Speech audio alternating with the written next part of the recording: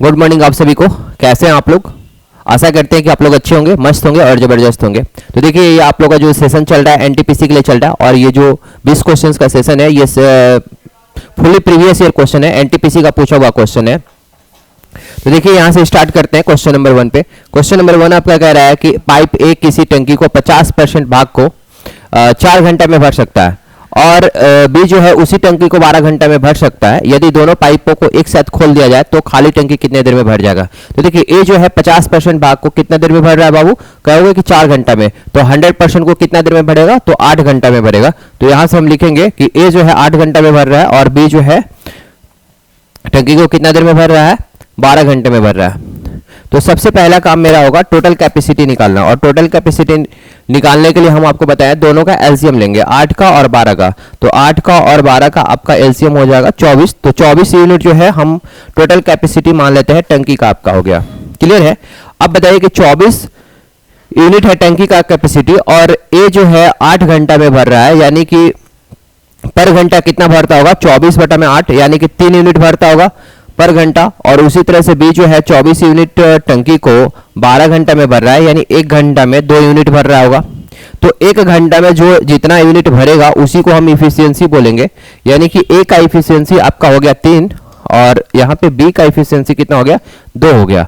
अब क्वेश्चन में कह रहा है कि खाली टंकी को संपूर्ण पूर्ण रूप से कितना देर में ए और बी दोनों मिल करके, देखिए क्वेश्चन में कह रहा है कि दोनों पाइप को एक साथ खोल दिया जाए तो कितना देर में भर जाएगा। तो टाइमिंग निकालने के लिए हम क्या करते हैं? टाइम निकालेंगे। तो टोटल कैपेसिटी को हम भाग देते हैं इफिशियंसी से। तो दोनों मिलकर कितना देर में भर रहा है, तो दोनों के इफिशियंसी से डिवाइड करेंगे ए और बी के। तो टोटल कैपेसिटी आपका कितना है? 24 है। 24 को हम यहाँ पे डिवाइड करेंगे, देखिए इसको हटा देते हैं। 24 को हम डिवाइड करेंगे कितना से? दोनों का इफिशियंसी कितना है? 3 और 2 5, 5 से डिवाइड कर देंगे।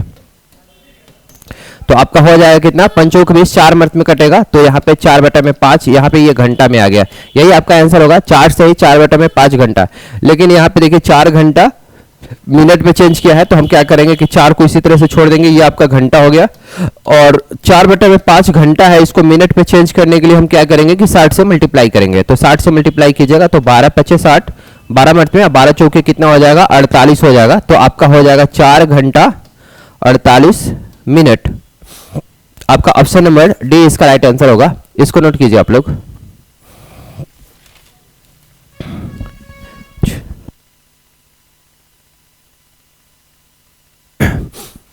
देखिए इसके बाद आते हैं नेक्स्ट क्वेश्चन, क्वेश्चन नंबर 2 पे। आपका क्वेश्चन नंबर 2 कह रहा है कि x बराबर क्या है? 2 + √3 और बटा में 2 - √3 है। तो x - 7 का होल स्क्वायर का वैल्यू पूछ रहा है कि कितना होगा। क्लियर है?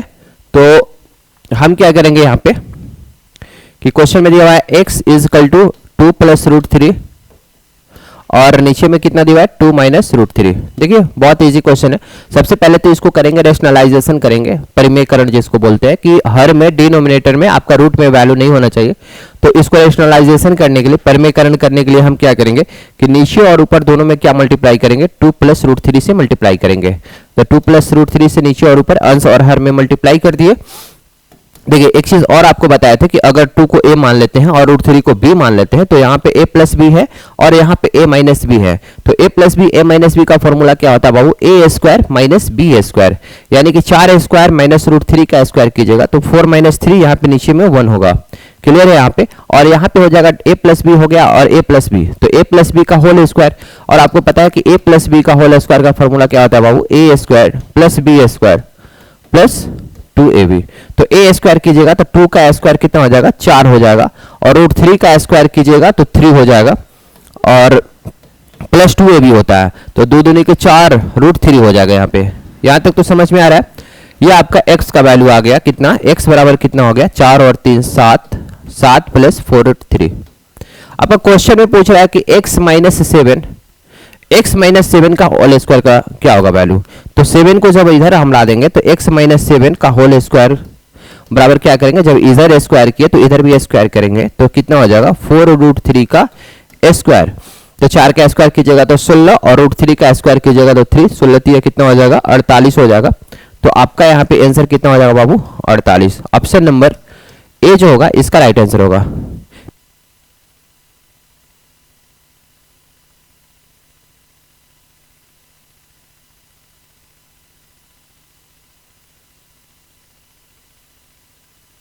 देखिए इसके बाद आते हैं नेक्स्ट क्वेश्चंस पे। क्वेश्चन नंबर 3, अगर समझने में कोई भी दिक्कत हो रहा होगा तो आप लोग बोलिएगा, ठीक है, कमेंट्स में। देखिए क्वेश्चन में कह रहा है कि a प्लस बी का वह अधिकतम वैल्यू क्या होगा, अधिकतम मान क्या होगा जिसके लिए 8 अंकीय संख्या 15 से विभाज्य होगा। ठीक है, बहुत इजी क्वेश्चन है, इसको देखिएगा आप लोग।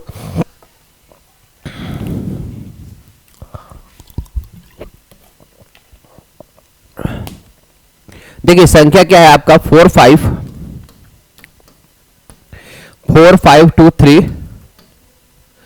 A60V, ये आपका है 8 अंक का संख्या है। ठीक है, तो 8 अंक का संख्या और 15 से विभाज्य है, तो 15 से विभाज्य होने का मतलब हो गया ये जो संख्या 5 से भी विभाज्य होगा और 3 से भी विभाज्य होगा। क्लियर है, 15 से विभाज्य होने के लिए 5 से भी विभाज्य होना चाहिए और 3 से भी विभाज्य होना चाहिए।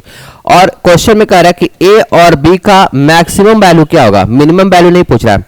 अगर ये 5 से विभाज्य है तो लास्ट संख्या, कोई भी संख्या जो है 5 से विभाजिता के लिए नियम होता है कि लास्ट जो डिजिट हो, यानी यूनिट डिजिट जो हो, या तो 0 हो या फिर 5 हो। तो अगर यहाँ बी का वैल्यू आप 0 रखते हो तो ए प्लस बी का मिनिमम वैल्यू हो सकता है। ठीक है, तो हम ये तो फिक्स हो गया कि बी का वैल्यू हम कितना रखेंगे, 5 रखेंगे, क्योंकि ए प्लस बी का मैक्सिमम वैल्यू लेना है, अधिकतम मान लेना है।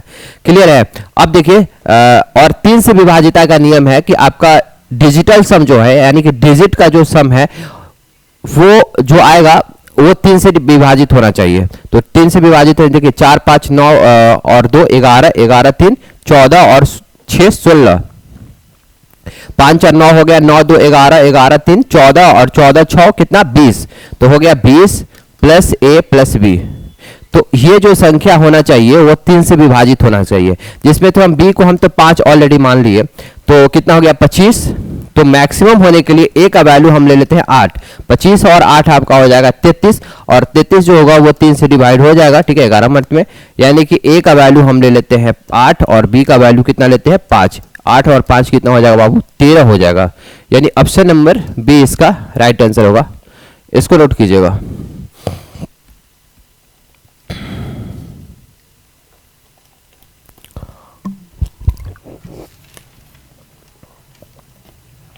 देखिए इसके बाद आते हैं नेक्स्ट क्वेश्चन, आपका क्वेश्चन नंबर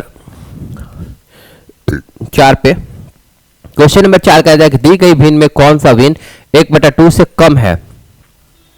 तो देखिए अगर दो भिन्न दिया हुआ है, जैसे मान के चलिए कि 8/15 है और मान लीजिए कि 1/2 है, और हमको चेक करना है कि कौन बड़ा है और कौन छोटा है भिन्न, तो एक तो आप दशमलव में चेंज करके आप देख सकते हैं, लेकिन वो थोड़ा सा लेंदी मेथड होगा। हम क्या करते हैं कि डायरेक्ट क्रॉस मल्टीप्लिकेशन करेंगे। जैसे मान लीजिए कि हमारा ऑप्शन ए को ही चेक करते हैं कि ऑप्शन नंबर ए जो है 1/2 से बड़ा है या फिर छोटा है, तो हम क्या करेंगे, क्रॉस मल्टीप्लिकेशन करेंगे, यानी कि 8 को 2 से मल्टीप्लाई करेंगे तो यहाँ पे आएगा 16, और 5 को 1 से मल्टीप्लाई करेंगे तो 15। अब बताइए कि 15 और 16 में कौन बड़ा है, तो आप सिंपल से कहिए कि 16 बड़ा है, यानी ये संख्या आपका बड़ा हो जाएगा। क्लियर है, अब मान लीजिए कि 1/2 को इससे चेक करते हैं, तो 11 दूनी कितना हो जाएगा 22, और 21 इंटू 1 कीजिएगा तो 21, यानी 21 बड़ा है, तो ये संख्या बड़ा हो जाएगा 1/2 से। आप लोग समझ पा रहे होंगे मेरी बात को। जैसे कि मान लीजिए कि 15/31 है और 1/2 से हमको चेक करना है कि ये बड़ा है या फिर एक बड़ा है, तो क्रॉस मल्टीप्लिकेशन करेंगे। 15 को 2 से मल्टीप्लाई करेंगे तो यहाँ पे आएगा 30, और 31 को 1 से मल्टीप्लाई करेंगे तो 31। अब बताइए कि 31 बड़ा है या 30 बड़ा है, तो आप कहोगे 31 बड़ा है, तो 1/2 बड़ा हो जाएगा 15/31 से।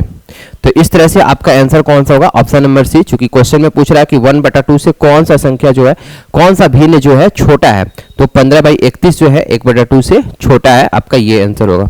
जैसे हम इसमें चेक करते हैं 1/2 से, तो क्रॉस मल्टीप्लिकेशन कीजिएगा तो 5 दूनी 10 यहाँ पे आएगा, यहाँ पे 9, तो 10 बड़ा है 9 से, यानी ये संख्या 5/9 जो है भिन्न जो है 1/2 से बड़ा हो जाएगा।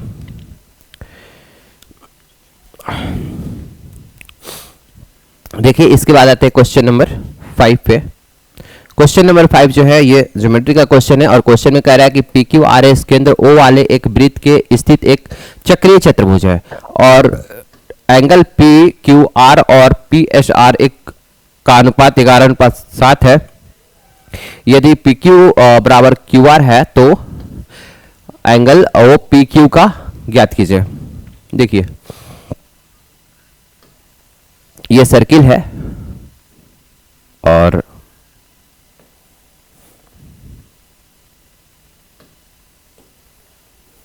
देखिए चक्रीय चतुर्भुज वैसे चतुर्भुज को बोलते हैं जिसका चारों जो शीर्ष है वृत्त पर हो, तो उसको चक्रीय चतुर्भुज बोलते हैं। तो यहाँ पे ये सेंटर मान लेते हैं O, और यहाँ पे ये P Q R और S इसको आप यहाँ पे कर देते हैं। इसके बाद क्वेश्चन में कह रहा है एंगल PQR, एंगल PQR इस एंगल की बात कर रहा है, और एंगल कौन सा PSR इसका अनुपात एंगल PQR अनुपात एंगल PSR का अनुपात जो है ये दिया हुआ है कितना 11:7 दिया हुआ है। इसके बाद क्वेश्चन में कह रहा है कि PQ बराबर QR है, PQ बराबर QR है ये दिया हुआ है। तो पूछ रहा है कि OPQ पूछ रहा है, एंगल OPQ का वैल्यू कितना होगा। तो देखिए इसको हम मिलाते हैं यहाँ पे ऐसे, क्लियर है। देखिए चक्रीय चतुर्भुज का एक प्रॉपर्टीज है कि चक्रीय चतुर्भुज के आमने सामने का जो एंगल होता है उसका सम 180 के बराबर होता है। दैट मीन्स ये एंगल PQR ये एंगल और इस एंगल का जो सम होगा 180 के बराबर होगा। और यहाँ पे अनुपात आपका कितना दिया हुआ बाबू 11:7 दिया हुआ है। इस एंगल का और इस एंगल का अनुपात 11:7 दिया हुआ। तो 11 और 7 आपका 18 का वैल्यू कितना हो जाएगा 180। चूंकि मैंने बताया कि आमने सामने का जो एंगल का सम होता है 180 के बराबर होता है, तो एक का वैल्यू कितना हो जाएगा 10। तो उस तरह से PQR 11 है तो 11 यूनिट का वैल्यू हो जाएगा 110, और एंगल PSR 7 यूनिट है तो इसका वैल्यू हो जाएगा 70। तो ये आपका हो जाएगा PQR, ये आपका हो जाएगा 110 डिग्री और ये हो जाएगा 70 डिग्री। यहां तक तो आप लोग समझ पा रहे होंगे। अब देखिए अगर ये एंगल 70 है तो ये एंगल हो जाएगा 140। आप कहोगे कि देखिए एक ही चाप द्वारा, इस चाप द्वारा वृत्त के केंद्र पर बना एंगल वृत्त के परिधि पर बने एंगल का दुगना होता है। यानी ये एंगल अगर 70 है तो ये एंगल आपका 140 हो जाता है कि केंद्र पर बना कोण वृत्त के परिधि पर बने कोण का दुगना होता है, तो ये 140 हो जाएगा। अब देखिए यहां पे हम क्या करते हैं कि इसको मिलाते हैं, ठीक है।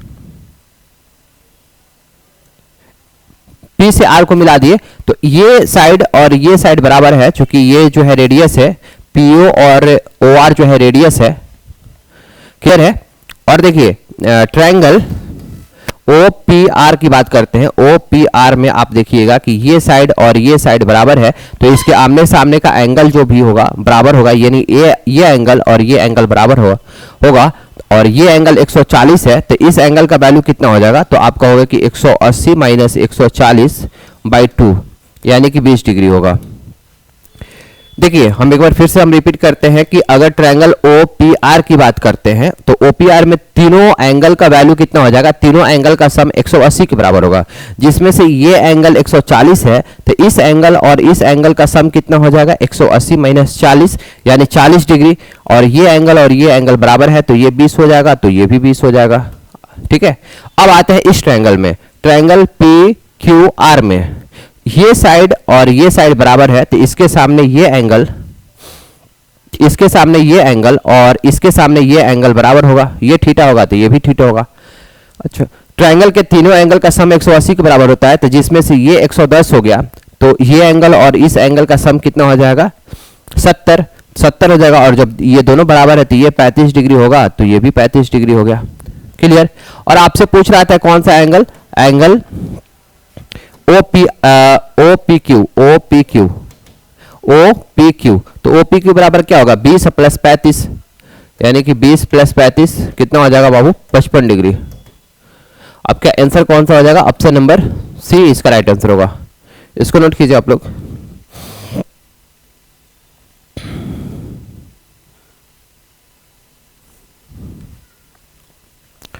देखिए इसके बाद आते हैं नेक्स्ट क्वेश्चन नंबर 6 पे। क्वेश्चन नंबर 6 जो है ये एनटीपीसी का पूछा हुआ क्वेश्चन है और इजी क्वेश्चन है।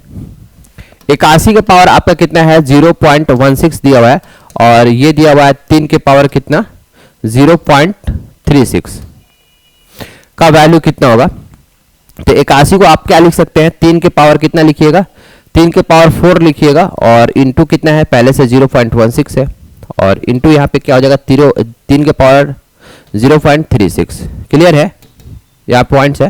तो 3 के पावर कितना हो जाएगा, 4 इंटू 16 की जगह तो 64, और पॉइंट है यहाँ पे तो 0.64 और इंटू 3 के पावर 0.36। अब देखिए अगर बेस बराबर हो, मैंने बताया था कल के क्लास में a के पावर m इंटू a के पावर n क्या होता है, अगर बेस बराबर है तो पावर को हम क्या करते हैं, ऐड कर देते हैं। तो a की पावर आपका हो जाएगा m प्लस n, और उसी में अगर डिवाइड में अगर है, भागा में a के पावर n और a के पावर m और a के पावर n है तो घट जाता है m माइनस n होगा। क्लियर है। तो इसी तरह से आपका 3 के पावर कितना हो जाएगा, 0.64 और प्लस 0.36, तो ये क्या हो जाएगा, ये 1 हो जाएगा। तो 3 के पावर 1 यानी कि 3 आपका आंसर होगा। ऑप्शन नंबर बी इसका राइट आंसर होगा। इसको नोट कीजिएगा आप लोग।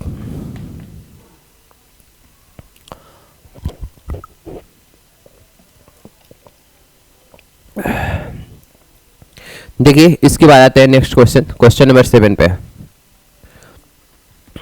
क्वेश्चन नंबर 7 कह रहा है कि एक व्यक्ति शांत जल में 11 किलोमीटर प्रति घंटा की चाल से नाव चला सकता है और धारा की चाल अगर 5/6 मीटर प्रति सेकंड है तो धारा का विपरीत दिशा में 36 किलोमीटर की दूरी तय करने में उसे कितना टाइम लगेगा। देखिए नाव का चाल इसमें क्वेश्चन में दिया हुआ कितना, 11 किलोमीटर प्रति घंटा, और धारा का चाल कितना दिया हुआ है बाबू, 5/6 मीटर प्रति सेकंड। सबसे पहले तो हम यूनिट चेंज करेंगे। यूनिट आपका ऑप्शन में घंटा और मिनट में दिया हुआ है, तो हम इसको क्या करेंगे कि किलोमीटर प्रति घंटा में चेंज करेंगे। और देखिए कहने का मतलब ये कि नाव का गति अगर x किलोमीटर है, नाव का ये गति है और ये धारा का गति है, तो धारा के विपरीत दिशा में गति का कितना हो जाएगा, x माइनस वाई हो जाएगा। इतना तो आप लोग बात समझ पा रहे होंगे।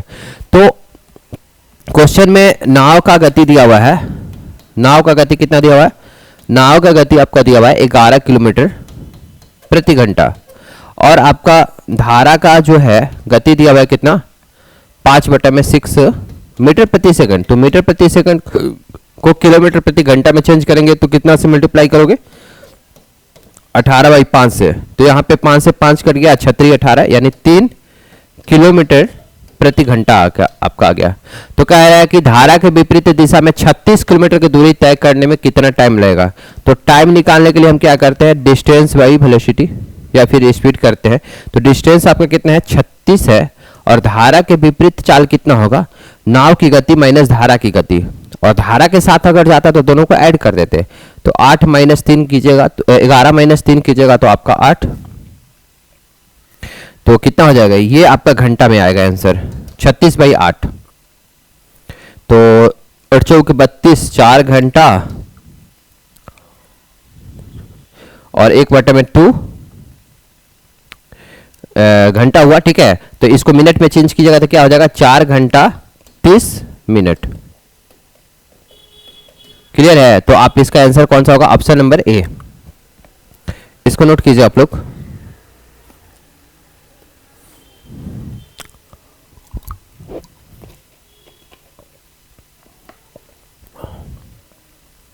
आते हैं क्वेश्चन नंबर 8 पे। के का वह अधिकतम मान क्या होगा जिसे 6 अंकीय संख्या कौन सा दिया हुआ है, 2 4 312 312 के में के स्थान पर रखने पर यह संख्या 6 से विभाज्य हो जाए। देखिए के का अधिकतम वैल्यू पूछ रहा है। अगर अधिकतम वैल्यू न दिया रहता है क्वेश्चंस में तो देखिए बहुत सारे आंसर हो सकता था। जैसे मान लीजिए कि 6 से कटने के लिए, तो 6 से कटने के लिए नियम क्या है कि वो संख्या 2 से भी कटना चाहिए और 3 से कटना चाहिए। और 2 से कटने के लिए तो आप के का वैल्यू कुछ भी रख सकते हैं, 0 भी रख सकते हैं, 4 भी रख सकते हैं, 8 भी रख सकते हैं और 6 भी रख सकते हैं। क्योंकि 2 से कटने के लिए क्या है कि लास्ट डिजिट जो है वो 2 से कटना चाहिए। क्लियर है। और 3 से कटने के लिए नियम है कि डिजिटल सम जो है, डिजिट का जो सम है वो 3 से कटना चाहिए। जैसे 4 और 2 जोड़ते हैं तो 6 6 3 9 9 1 10 10 2 12 यानी कि 12 प्लस के यहाँ पे, तो ये तो 12 आ गया। अगर यहाँ पे आप 6 रखते हैं, के का वैल्यू 6 रखते हैं, मान लीजिए ऑप्शन से 6, तो 12 और 6 कितना हो जाएगा, 18। 12 6 18, ये 3 से कट रहा है तो इसका वैल्यू क्या हो जाएगा, 6 आंसर हो जाएगा। मान लीजिए अधिकतम वैल्यू के लिए मान लीजिए आप 8 रखते हैं तो 12 8 कितना हो जाएगा, 20। तो 20 जो आएगा 3 से कटेगा नहीं, इसलिए ये ऑप्शन नहीं होगा। अगर 4 रखते हैं 12 4 16 तो वो भी 3 से नहीं कटेगा, तो ये भी नहीं हो सकता है। और 0 रखिएगा तो 12 और 0 कितना होगा 12, ठीक है। तो ये मिनिमम वैल्यू आएगा, ठीक है। 3 से तो कट जाएगा, लेकिन अगर हम 0 रखते हैं k का वैल्यू, अगर हम आप 0 रखते हैं तो ये तो 2 से भी कट जाएगा और 3 से भी कट जा रहा है। लेकिन यहाँ क्वेश्चन में कह रहा है कि k का अधिकतम मान बताइए। अधिकतम मान के लिए हम k का मैक्सिमम वैल्यू लेंगे, तो k का मैक्सिमम वैल्यू सिर्फ और सिर्फ 6 होगा, जिसके लिए ये 12 और 6 18 हो जाएगा, जो 3 से कट रहा है। तो इस तरह से आपका कौन सा ऑप्शन होगा, ऑप्शन नंबर डी इसका राइट आंसर होगा। इसको नोट कीजिए।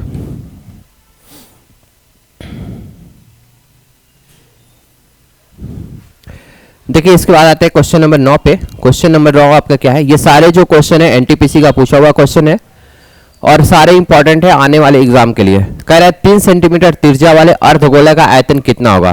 तो गोला का आयतन आपका होता है कितना, 4/3 पाई आर क्यू, ये गोला का आयतन होता है। लेकिन क्वेश्चन में कह रहा है अर्धगोला का आयतन, तो अर्धगोला का आयतन हो जाएगा 2/3 पाई आर क्यू। और आर का वैल्यू कितना दिया हुआ है, आर का वैल्यू दिया हुआ 3 सेंटीमीटर। तो इसमें हम क्या करेंगे, और आंसर जो है आपका पाई में दिया हुआ है, तो पाई की इसी तरह से पाई को छोड़ देंगे, तो 2/3 पाई, और आर का वैल्यू कितना पुट करेंगे 3 × 3 × 3, तो 3 से 3 कट जाएगा, तो 3 के 9 और 9 दूनी 18। तो आपका आंसर हो जाएगा 18 पाई centimetre cube. Option number A इसका राइट आंसर होगा। इसको नोट कीजिए आप लोग। इसके बाद आते हैं नेक्स्ट क्वेश्चन पे।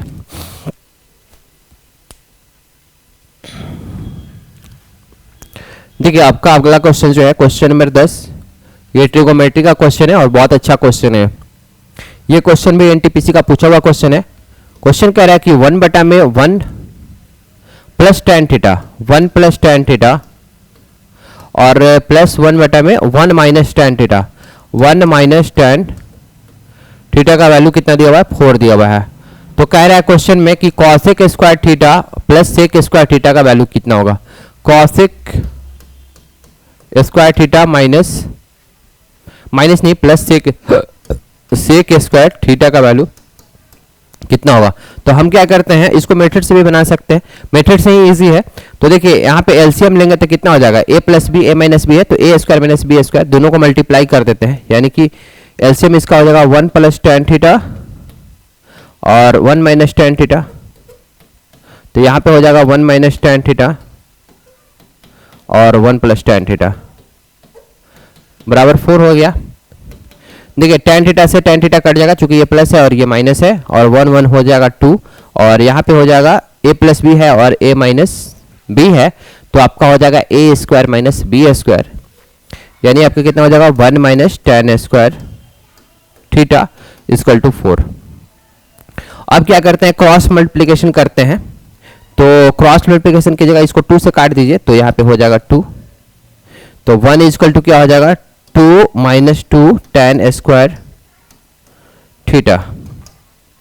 इसको इधर लाइएगा 2 tan² थीटा को, तो क्या हो जाएगा 2 tan² थीटा = 1। तो यहाँ पे आपका हो जाएगा tan² थीटा = 1/2। यहाँ तक तो समझ में आ रहा होगा। tan² थीटा = कितना आ गया, 1/2 आ गया। और यहाँ पे वैल्यू निकालना था cosec square theta plus sec square theta का। तो हम इसको क्या करते हैं बाबू कि इसको आप लोग देख चुके होंगे, यहाँ से हम इसको मिटाते हैं, ठीक है, क्योंकि स्पेस यहाँ पे नहीं है, यहाँ पे स्पेस मिटाते हैं। देखिए और क्या करते हैं यहाँ पे कि कॉसेक स्क्वायर को हम लिखेंगे, आप लोगों को पता होगा कि cosec square theta minus tan square, cosec square theta minus cot square theta = 1 होता है, और sec square theta minus tan square theta = 1 होता है। तो कॉसेक को हम लोग लिखेंगे 1 + tan स्क्वायर थीटा। कॉसेक को क्या लिखेंगे हम लोग, कॉसेक को हम लोग लिखेंगे 1 + कॉट स्क्वायर थीटा, और सेक को लिखेंगे 1 + tan स्क्वायर थीटा। क्लियर है। तो यहाँ पे क्या करेंगे कि 1 + tan का वैल्यू है 1/, tan स्क्वायर का वैल्यू है कितना 1/2, तो आपका कॉट का वैल्यू कितना हो जाएगा 2, चूंकि कॉट थीटा = होता है 1/tan थीटा। तो यहाँ पे आपका कॉट स्क्वायर थीटा = कितना हो जाएगा बाबू 2 हो जाएगा। तो यहाँ पे हम कर देंगे 2 और +1, और tan स्क्वायर को लिखेंगे 1/2, यहाँ पे हो जाएगा। तो 2 × 3 = 4 + 1/2। 4 दूनी 8, 1 9, 9 बटा में 2 आपका आंसर हो जाएगा। ऑप्शन नंबर डी इसका राइट आंसर होगा। इसको नोट कीजिए आप लोग। इसके बाद आते हैं नेक्स्ट क्वेश्चंस पे।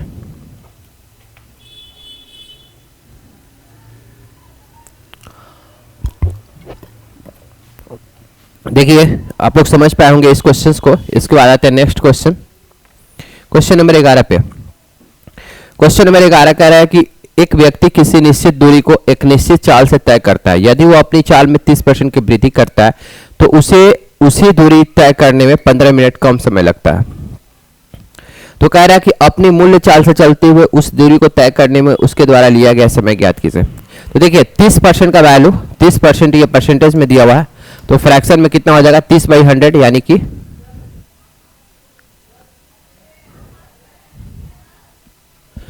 यानी कि कितना 3/10।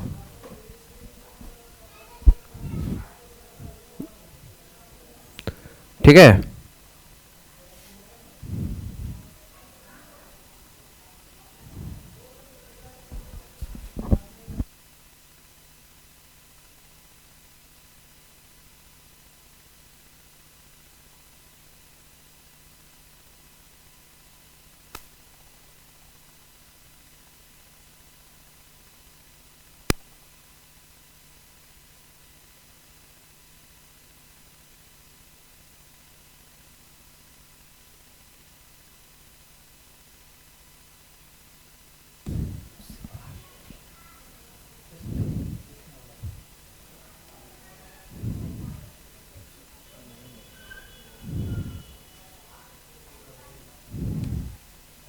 थोड़ा सा टेक्निकल प्रॉब्लम हो गया है, थोड़ा सा वेट कीजिएगा।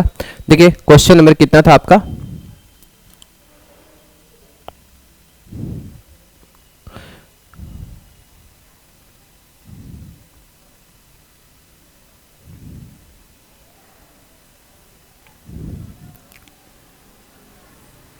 देखिए क्वेश्चन नंबर आपका हो गया था 11 नंबर क्वेश्चन चल रहा था, ठीक है ना। क्वेश्चन नंबर 11 चल रहा था और क्वेश्चन नंबर 11 में करके 30% की वृद्धि करता है। 30% वृद्धि यानी 30% को अगर ये परसेंटेज में दिया हुआ फ्रैक्शन में चेंज कीजिएगा तो 100 से डिवाइड कीजिएगा तो आपका 30/100 यानी कि 3/10 हो गया। यानी आपका जो चाल था पहले 10 था तो 3 इंक्रीज कर रहा है यानी 3 से 13 हो जा रहा है। कह रहा है कि 30% की वृद्धि करता है चाल में। चाल में क्या करता है बाबू 30% की वृद्धि करता है यानी 10 से 3 वृद्धि करता है यानी 10 से 13 हो जा रहा है। यहाँ तक तो आप मेरी बात को समझ पा रहे होंगे। और समय जो होता है हमेशा रिवर्स होता है चाल का, यानी पहले टाइम लगता था 13 यूनिट मान लीजिए तो अब लगता है कितना 10 यूनिट।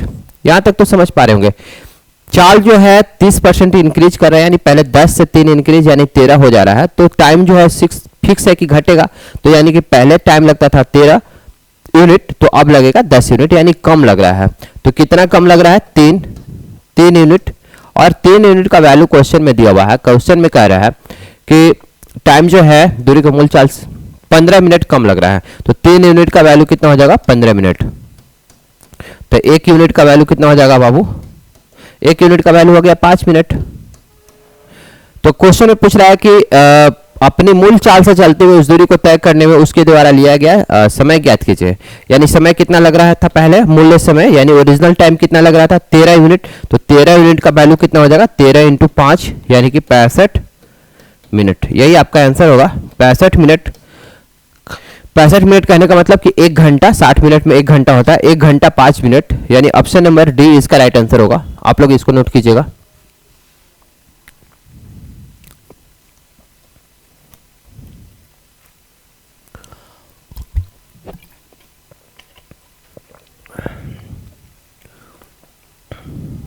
देखिएगा इसके बाद नेक्स्ट क्वेश्चन पे, क्वेश्चन नंबर 12। ये अच्छा क्वेश्चन है और एनटीपीसी का ये पूछा हुआ क्वेश्चन है। कह रहा है कि किसी वस्तु का अंकित मूल्य और क्रय मूल्य का अनुपात कितना दिया हुआ है 5:3 दिया हुआ है।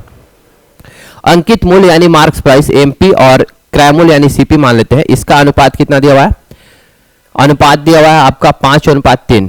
क्लियर, 5:3 दिया हुआ है। अच्छा छोड़िए इसके बाद आगे ये क्वेश्चन में कह रहा है कि यदि वस्तु का विक्रय मूल्य 3024 रुपया तथा दुकानदार इस पर 16% और 20% की 2 क्रमिक छूट देता है तो लाभ या हानि कितनी होगी। क्लियर है। तो हम आपको बता रहे हैं कि दुकानदार जो है दो क्रमिक छूट, दो सक्सेसिव डिस्काउंट देता है। पहला डिस्काउंट देता है 16% का और दूसरा डिस्काउंट देता है 20% का। और आप लोग को पता है कि डिस्काउंट हमेशा सीपी पे न दे करके किस पे दिया जाता है, एमपी पे दिया जाता है, यानी मार्क्स प्राइस, अंकित मूल्य जो रहेगा सामान का उसी पे डिस्काउंट दिया जाता है। तो मान लेते हैं कि अंकित मूल्य आपका कितना है, 100 रुपया है और 100 रुपया अंकित मूल्य है, तो 16% का अगर डिस्काउंट देगा तो बेचे कितना में, 84% में, यानी कि 84/100। और अगर दूसरा डिस्काउंट देता है 20% का, यानी बेचेगा कितना में, 80% में। ये आपका विक्रय मूल्य के बराबर होगा। एक से मैंने अंकित मूल्य मान लिया है, तो अंकित मूल्य जितना है उसका 16% डिस्काउंट यानी 84%, और जो कीमत आएगा उसका फिर से 20% डिस्काउंट यानी उसका 80%, ये बराबर हो जाएगा विक्रय मूल्य के। और विक्रय मूल्य आपका दिया हुआ है कितना, 324। यहां से हम x का वैल्यू निकाल देंगे। x का वैल्यू आप निकाल लोगे यहां से, तो कितना हो जाएगा, 324 क्रॉस मल्टीप्लिकेशन किए हैं 84 इंटू 8 कर लीजिएगा, ठीक है। इसको 8 से और 84 से डिवाइड कीजिएगा, ठीक है। आपका आएगा, ठीक ना, 4500 आएगा यहाँ पे, 4500 रुपया आपका ये आ गया, आपका अंकित मूल्य आ गया। क्योंकि x मैंने अंकित मूल्य कितना माने थे, 4500 माने थे। और यहाँ पे अंकित मूल्य और सीपी का रेशियो कितना दिया हुआ, 5:3 दिया हुआ है, यानी 5 का वैल्यू कितना, 4500, 5 का वैल्यू 4500 हो गया। तो 1 का वैल्यू कितना हो गया, 1 का वैल्यू आपका हो जाएगा 900। तो यहां से हम सीपी निकाल देंगे, सीपी है 3 यूनिट, तो 3 यूनिट का वैल्यू कितना हो जाएगा, नतीजा 2700, यानी आपका क्रय मूल्य हो गया 2700 रुपया। और विक्रय मूल्य आपका कितना दिया हुआ है, क्वेश्चन में दिया हुआ कितना, 3024 रुपया। तो पूछ रहा है कि लाभ या हानि होगा, तो सिंपल सा चीज है, विक्रय मूल्य ज्यादा है तो लाभ होगा, कितना लाभ होगा, 324 रुपया। इसको दोनों का घटाएंगे, ठीक है, तो कितना हो जाएगा, 324 रुपया डिफरेंस, यानी आपका आंसर कौन सा हो जाएगा, ऑप्शन नंबर सी इसका राइट आंसर होगा। इसको नोट कीजिएगा। देखिए इसके बाद आते हैं नेक्स्ट क्वेश्चन, क्वेश्चन नंबर 13 पे। ये इजी क्वेश्चन है। क्वेश्चन कह रहा है कि यदि y का 2/3, y का 2/3 ये बराबर है किसके, z का 8/15, z का मतलब क्या, गुना 8/15। तो कह रहा है कि x अनुपात z का वैल्यू क्या होगा, y अनुपात z का वैल्यू कितना होगा, y अनुपात z। तो सिंपल सा चीज है, ये इधर y है तो z को इधर अपना दीजिए, तो y/z कितना हो जाएगा, 8/15, और इसको क्रॉस मल्टीप्लिकेशन कर दीजिएगा तो इधर जाएगा ऊपर में 3 और नीचे में आ जाएगा कितना, 2। तो यहाँ से आप क्या कीजिए, ये 4 से काट दीजिए और ये 5 से काट दीजिए, तो कितना हो जाएगा, 4/5। y अनुपात z का वैल्यू कितना हो जाएगा, 4:5। ऑप्शन नंबर ए इसका राइट आंसर होगा। इजी क्वेश्चन था। देखिए इसके बाद आते हैं नेक्स्ट क्वेश्चन पे। आपका अगला क्वेश्चन, क्वेश्चन नंबर 14 कह रहा है कि एक शंक्वाकार तंबू के आधार की त्रिज्या 9 सेंटीमीटर है और इसका ऊंचाई 12 मीटर है। यदि इसे बनाने में प्रयुक्त सामग्री की लागत 100 रुपया प्रति पाई मीटर स्क्वायर है, तो तंबू बनाने के लिए आवश्यक सामग्री की कुल लागत ज्ञात कीजिए। देखिए ये जो है तंबू दिया है शंक्वाकार, और इसका रेडियस कितना दिया हुआ है, 9 दिया हुआ है। रेडियस कितना दिया हुआ है, 9 दिया हुआ है, और उसका जो हाइट दिया हुआ है, ठीक है, ये हाइट दिया हुआ है, ये दिया हुआ कितना बाबू, ये दिया हुआ 12 मीटर, ये दिया हुआ है 12 मीटर। तो देखिए इस शंकु को बनाने में, ये चारों तरफ से जो कपड़ा लगाने में इसका कह रहा है कि कितना कॉस्ट लगेगा, और प्रति पाई मीटर स्क्वायर 100 रुपया प्रति पाई मीटर स्क्वायर लग रहा है। तो सबसे पहले तो हम इसका एरिया निकालेंगे, वक्र पृष्ठीय एरिया, वो होता है फॉर्मूला पाई आर एल। एल होता है ये त्रियक ऊंचाई। आपका यहाँ क्वेश्चन में त्रियक ऊंचाई नहीं दिया हुआ है, ये दिया हुआ है रेडियस और ये हाइट दिया हुआ है, तो ये हम एल का वैल्यू निकाल देंगे। तो एल इजकल टू फॉर्मूला से क्या होता है, r square plus h square. तो आर का वैल्यू कितना दिया हुआ है, आर का वैल्यू दिया हुआ है 9, तो 9 स्क्वायर यहाँ पे करेंगे, और एच का वैल्यू कितना दिया हुआ है, 12 दिया हुआ है। तो यहाँ पे आपका हो जाएगा 9 का स्क्वायर कीजिएगा तो 81, और 12 का स्क्वायर कीजिएगा तो 144। तो आपका हो जाएगा कितना, 225, और 225 किसका रूट है? तो 15 का रूट है। तो यहाँ पे आ जाएगा एल का वैल्यू कितना आ गया? एल बराबर आ गया आपका 15 सेंटीमीटर। अब इसके बाद एरिया निकाल लीजिए। त्रिज्या जो एरिया होता है पाई आर एल होता है, तो पाई को इसी तरह से हम छोड़ देते हैं। आर का वैल्यू आप 9 पुट कीजिएगा और एल का वैल्यू 15 पुट कीजिएगा। पाई 9 5 45, 4 9 4 13, 135 पाई। और देखिए क्वेश्चन में कह रहा है इतना तो आपका एरिया हो गया, और पाई मीटर स्क्वायर, प्रति पाई मीटर स्क्वायर 100 मीटर खर्च 100 रुपया खर्चा हो रहा है। तो यहाँ पे क्या करेंगे? 135 इंटू 100 कर देंगे, तो आपका आंसर हो जाएगा 13,500। आंसर हो जाएगा 13,500 रुपया। ये ऑप्शन नंबर 20 का राइट आंसर होगा।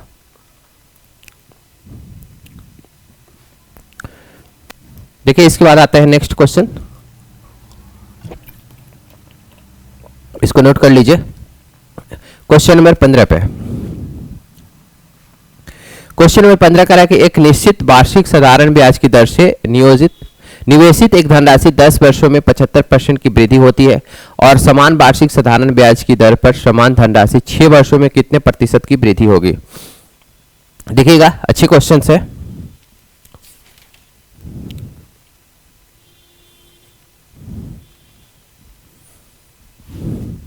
देखिए क्वेश्चन में कह रहा है कि कितना का वृद्धि हो रहा है? 10 वर्षों में 75% की वृद्धि हो रही है, यानी कि 100% था, यानी मूलधन 100 रुपया था, तो ब्याज कितना मिल रहा है? 75 मिल रहा है। तो आप लोगों को पता है कि ब्याज क्या होता है? एस आई इजकल टू होता है पी आर टी बटा में 100। तो आपका अगर मूलधन 100 था तो ब्याज कितना? 75 मिल रहा है, तभी तो कह रहे हैं ना कि 75% की वृद्धि हो रही है, यानी ब्याज आपका कितना मिल रहा है? 75 मिल रहा है। तो 75 इजकल टू पी का वैल्यू रखेंगे 100, और टाइमिंग कितना दिया हुआ है? पहले टाइमिंग दिया हुआ 10 साल, तो 10, और आर का वैल्यू हम यहाँ से निकालना चाह रहे हैं, बटा में 100 कर देते हैं। पी आर टी इंटू 100 कर दिए, तो 100 से 100 कट जाएगा, तो आर का वैल्यू कितना हो जाएगा? 75/10 करेंगे तो 7.5% हम यहाँ पे आर का वैल्यू मान लिए। आया आपका कितना आंसर? आर का वैल्यू आया 7.5%। अब क्वेश्चन में कह रहा है कि साधारण ब्याज की दर से समान धनराशि 6 वर्षों में कितना प्रतिशत की वृद्धि होगी? तो यहां से एस आई फिर निकालेंगे तो कितना होगा? पी आर टी, वही फॉर्मूला लगाएंगे, बटन में 100, तो पी का वैल्यू 100 लेते हैं और आर का वैल्यू कितना लेंगे? 7.5। पॉइंट्स को हटाएंगे तो नीचे में 10, और टाइमिंग कितना ले रहा है इस बार? 6 वर्ष ले रहा है। तो देखिए कितना ज्यादा आ रहा है, 0 से 0 यहां पे कट जाएगा, ठीक है। पी आर और बटा में 100 करेंगे ना, बटा में 100 यहाँ पे करेंगे, तो पी आर टी बटा में 100, यहाँ पे पॉइंट था तो पॉइंट्स को हटाए थे, नीचे 10 किए थे, तो यहाँ पे देखिए 0 से 0 कट गया, ये 0 से 0 कट गया, तो आप मल्टीप्लाई कीजिएगा 75 इंटू 6 बटा में 10, तो आपका कितना होगा? 6 5 30, 3 7 6 42, 43 44 45, 450/10, यानी 45 आ रहा है। डेट मीन्स कि 100 से 100 अगर मूलधन था तो आपका ब्याज कितना मिल रहा है? 45 मिल रहा है, यानी कि आपका 45% बढ़ जाएगा। आपका आंसर कौन सा हो जाएगा? ऑप्शन नंबर ए इसका राइट आंसर होगा। नोट कीजिए आप लोग इसको। इसका डायरेक्ट भी फॉर्मूला है, लेकिन डायरेक्ट फॉर्मूला याद करने से कोई ज़्यादा फायदा नहीं होगा, डायरेक्ट ऐसे भी फास्ट आप लोग बना सकते हैं इस क्वेश्चन को। देखिए आते हैं नेक्स्ट क्वेश्चन, क्वेश्चन नंबर 16 पे। क्वेश्चन नंबर 16 कह रहा है कि 54 किलोमीटर प्रति घंटा की चाल से चल रही 450 मीटर लंबी रेलगाड़ी को प्लेटफॉर्म पर खड़े किसी व्यक्ति को पार करने में कितना टाइम लगेगा? ये तो इजी क्वेश्चन है। आपका डिस्टेंस दिया हुआ है, कितना डिस्टेंस दिया हुआ है? 450 मीटर, और चाल कितना दिया हुआ है? 54 किलोमीटर प्रति घंटा दिया हुआ है। तो कितना टाइम लगेगा? तो टाइम निकालने के लिए हम क्या करेंगे? डिस्टेंस और बटा में वेलोसिटी। तो आपका लंबाई कितना दिया हुआ है? लंबाई दिया हुआ है 450, तो 450, और ये दिया हुआ है 54 किलोमीटर प्रति घंटा। तो सबसे पहला काम तो मीटर प्रति सेकंड में इसको चेंज करेंगे, क्योंकि ये मीटर में दिया हुआ है तो ये मीटर प्रति सेकंड में चेंज करेंगे, क्योंकि ऑप्शन आपका क्या आ रहा है? सेकंड में दिया हुआ है। तो इसको मीटर प्रति सेकंड में चेंज करने के लिए क्या करेंगे? 5/18 से मल्टीप्लाई करेंगे, तो 3 मर्थ में कट जाएगा ये, और 5 15, 15 3 45, यानी कि 30 सेकंड इसका आंसर आ जाएगा। ऑप्शन नंबर डी इसका राइट आंसर होगा। इसको नोट कीजिएगा, इजी क्वेश्चन था। देखिए इसके बाद आते हैं क्वेश्चन नंबर 17 पे। क्वेश्चन नंबर 17 करता है कि 2 sin y plus cos y is equal to √5 sin y है, तो tan y का वैल्यू कितना होगा।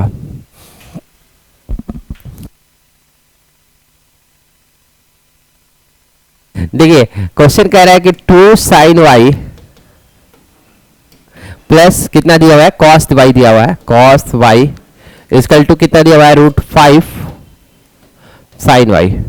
तो क्वेश्चन में पूछ रहा है कि tan y का वैल्यू कितना होगा। तो देखिए ये जो साइन वाई है इधर क्या करते हैं, दोनों में डिवाइड कर देते हैं लेफ्ट हैंड साइड ला करके, तो आप इधर डिवाइड कीजिएगा तो sine y by sine y कितना हो जाएगा, 1 हो जाएगा, तो 2 हो गया ये। और कॉस बाई साइन, आप लोगों को पता है कि साइन थीटा बटा में कॉस थीटा ये होता है टैन थीटा, बहुत इंपॉर्टेंट फॉर्मूला ये। और कॉस बाई साइन वही चीज चेंज कीजिएगा, कॉस बाई साइन थीटा आपका हो जाएगा ये कॉट थीटा। तो यहाँ पे साइन वाई बटा में साइन वाई कीजिए तो 1 हो गया, और cos y by sine y करेंगे तो हो जाएगा कॉट। क्लियर है, कॉट यहाँ पे हो जाएगा y इजकल टू √5। तो यहाँ पे आपका हो जाएगा कॉट y इजकल टू कितना हो जाएगा बाबू, √5 - 2, √5 - 2 कर दिए। क्वेश्चन में पूछ रहा था कि tan y कितना होगा, तो tan y निकालेंगे, डैट मीन्स 1 बटा में कॉट क्या होता है, tan होता है, तो इधर 1 बटा में कॉट किए हैं तो इसको भी रिवर्स करेंगे, 1 बटा में कितना हो जाएगा, √5 - 2 हो जाएगा। यहाँ तक मेरी बात को आप समझ पा रहे होंगे। 1 बटा में √5 - 2 किए तो 1 बटा में कॉट कीजिएगा तो tan हो जाएगा, डायरेक्ट मैंने इस टर्म को लिखे हैं। अब क्या करेंगे, यहाँ पे रेशनलाइजेशन कर देंगे, क्योंकि नीचे में रूट में नहीं होना चाहिए, तो रेशनलाइजेशन करने के लिए आप मल्टीप्लाई करोगे √5 + 2 से, ऊपर में किए हैं तो नीचे में भी कर देते हैं। देखिए a + b और a - b पे है, तो a² - b² यानी √5 का स्क्वायर कीजिएगा तो 5 और 2 का स्क्वायर कीजिएगा तो 4, 5 - 4 नीचे में हो जाएगा 1 और ऊपर में क्या हो जाएगा, √5 + 2, यानी कि आपका ऑप्शन नंबर डी इसका राइट आंसर होगा। इसको नोट कीजिए आप लोग, इसी क्वेश्चन था ये सारा जो है पीवाई क्वेश्चन है प्रीवियस ईयर का। देखिए क्वेश्चन में कह रहा है कि y इजकल टू कितना दिया हुआ है, y इजकल टू आपका दिया हुआ है 6, यहां पे 3 दिया हुआ है और -4 दिया हुआ है। तो क्वेश्चन में कह रहा है कि y3, क्वेश्चन में कह रहा है कि y3 plus 12y² 12y² plus 48y plus 48y plus 100 का वैल्यू कितना होगा, प्लस 100 का वैल्यू कितना होगा, इसको नोट कीजिएगा।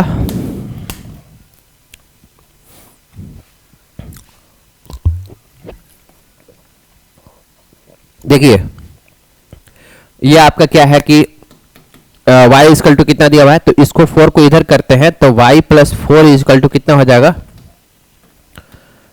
ठीक है। इसके बाद क्या करेंगे कि दोनों साइड क्यूब कर रहे हैं, तो आपको लोगों को पता होगा कि a + b का होल क्यूब का फॉर्मूला क्या होता है, a + b का होल क्यूब का फॉर्मूला होता है aq + bq + 3ab into a + b होता है।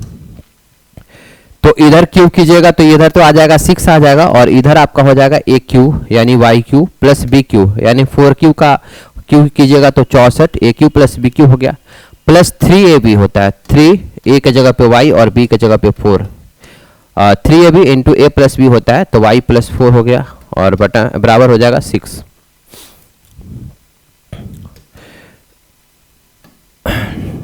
देखिए और यहाँ पे क्या हो जाएगा, y³ + 64 प्लस 4 12y और y + 4 इक्वल टू 6 कर रहे हैं।